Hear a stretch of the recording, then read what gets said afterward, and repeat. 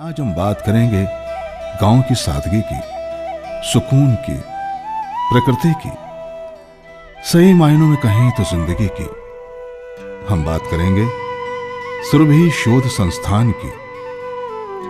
सुरभि शोध संस्थान एक अग्रणी स्वयंसेवी संस्था है जो कृषि उत्थान, ग्रामीण और सुदूर आदिवासी बच्चों की शिक्षा का विकास, गौवंश का सुधार और अलग अलग कार्यक्रमों के माध्यम से सुखी ग्राम्य जीवन के लिए हमेशा बेहतर कोशिश करती आई है। वाराणसी से दक्षिण पश्चिम में लगभग 45 किलोमीटर और मिर्जापुर से लगभग 25 किलोमीटर की दूरी पर स्थित सुरभि शोध संस्थान डगमगपुर स्टेशन के करीब है। सुरभि शोध संस्थान ने गौशालाओं को केंद्र बनाकर रचनात्मक कार्य करने के लिए अनेक प्रकल्प आरंभ किए, जिसमें आम आदमी को रोटी, कपड़ा, मकान, शिक्षा, चिकित्सा सब मिल सके।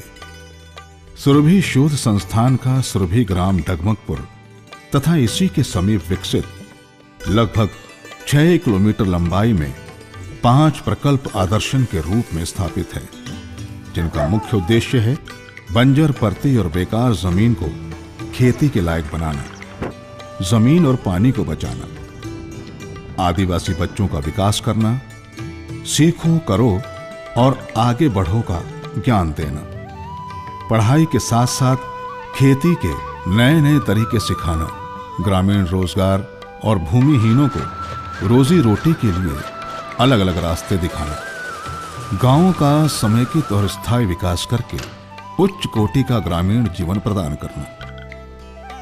इन सब प्रयासों के पीछे जो तस्वीर छुपी है वो हैं चट्टान की तरह मजबूत इरादे और फूल की तरह कोमल हृदय वाले इस संस्था के कर्ता धर्ता श्री सूर्यकांत जालान, एक ऐसी छवि जो निस्वार्थ भाव से इस संस्था को निरंतर आगे बढ़ा रहे हैं। गांव गांव में सभाएं करके जनता को जगाना, उनमें आत्मविश्वास पैदा करना, घर घर में सत साहित्य पहुंचाकर संस्कार देना जालान जी का मकसद है। जालान जी से बात करने पर हमें मालूम हुआ कि किस तरह उन्होंने खेती बाड़ी के जरिए बेरोजगार लोगों को रोजगार मुहैया कराया। एक पक्का आश्वासन दिया कि आप गाय की सेवा करोगे तो आपको रोटी, कपड़ा, मकान, शिक्षा, चिकित्सा का अभाव नहीं होगा। पानी का प्रबंध सिखाया। फिर उसके बाद हम लोग मिट्टी को सुधार कर उसमें अच्छी खेती में तीनों बात, या इसको वैज्ञानिक भाषा में कहें तो हम एग्रीकल्चर करेंगे, हर्टिकल्चर करेंगे, सेरिकल्चर करेंगे, हम डेयरी करेंगे और कॉटेज इंडस्ट्री लगाएंगे। इन सारी चीज़ों को लेकर हम धीरे धीरे गांव में सबको काम देने की स्थिति में आ रहे हैं और आज हमने काम देने की पद्धति में सबको नौकर बनाना नहीं, सबको मालिक बनाकर और स्वरोजगार की प्रेरणा वहाँ खड़ी हुई।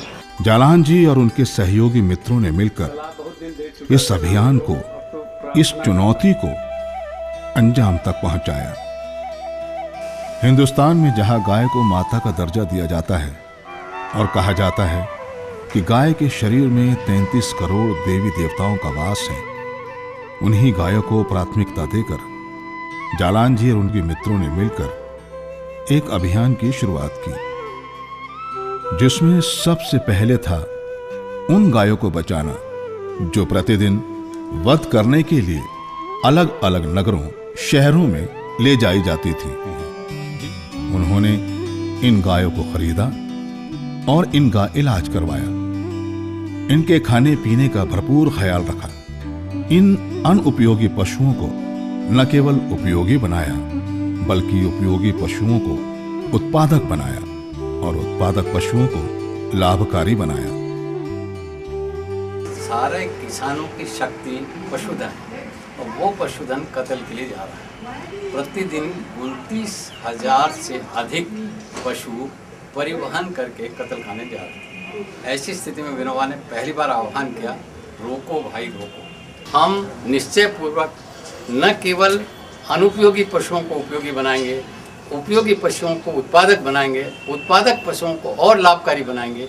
इस भूमिका में यहाँ का एक आंदोलन प्रारंभ हुआ। इस अभियान में जो सफलता मिली वो देखने लायक है। जो बीमार और कमजोर गाय केवल 1.5 से 2 लीटर दूध देती थी, वो ही गाय आज 18 से 20 लीटर तक दूध देती है। दुनिया में सबसे अधिक दूध उत्पादक करने वाले देश हैं, लेकिन हमारी आबादी बहुत है और हमारे यहाँ प्रतिदिन प्रति व्यक्ति के लिए मात्र 235 ग्राम दूध है।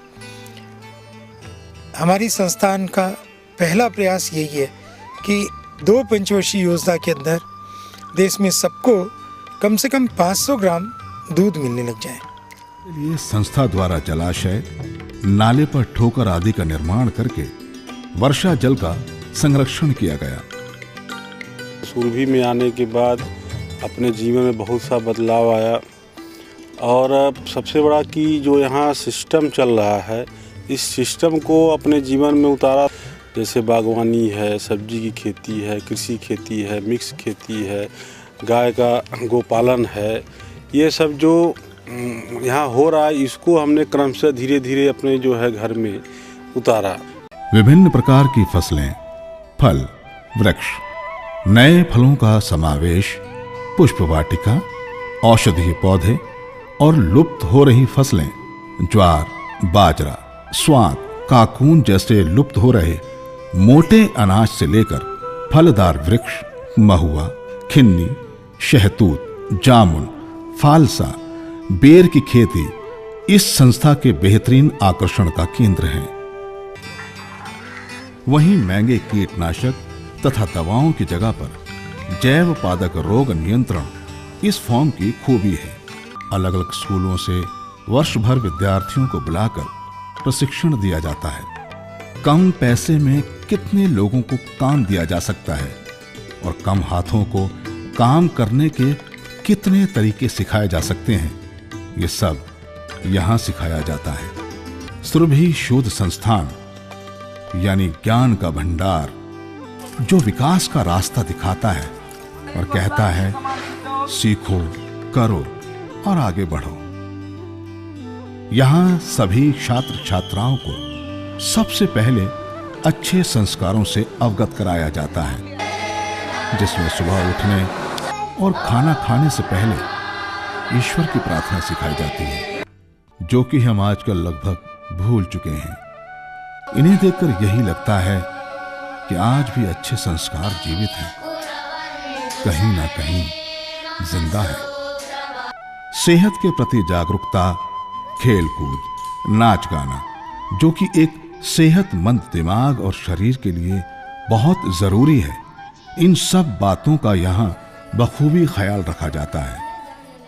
आए दिन स्कूलों में छोटे छोटे आयोजन बच्चों में खुशी के साथ साथ स्फूर्ति तथा ऊर्जा भर देते हैं और साथ ही उन्हें दुनिया के साथ कदम से कदम मिलाकर चलने की प्रेरणा देते हैं। यूं तो इस संस्था की जितनी तारीफ की जाए उतनी कम है। इनके प्रयास ना तो उंगलियों पर गिने जा सकते हैं और ना ही मुट्ठी में बंद किए जा सकते हैं। इस संस्था की एक विशेषता और है। यह संस्था अपने खर्चे पर स्थानीय ग्रामीणों की शारीरिक जांच कराने से लेकर चिकित्सकीय सलाह तक के लिए आए दिन चिकित्सकों के दल को बुलाकर शिविर में ग्रामीणों के स्वास्थ्य संबंधी समस्याओं का समाधान कराती है।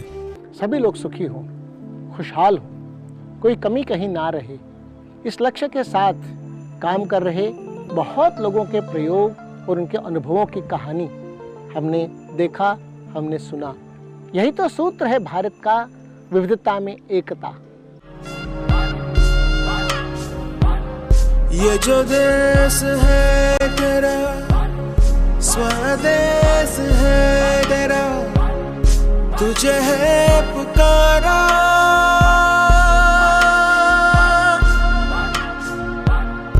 ये वो बंधन है जो कभी टूट नहीं सकता, मिट्टी की है जो खुशबू तू कैसे भुलाएगा। तू चाहे कहीं जाए तू लौट के आएगा। नई नई राहों में दबी दबी आहों में खोए खोए दिल से तेरे कोई ये कहेगा। ये जो देश है तेरा, स्वदेश है तेरा, तुझे है पुकारा।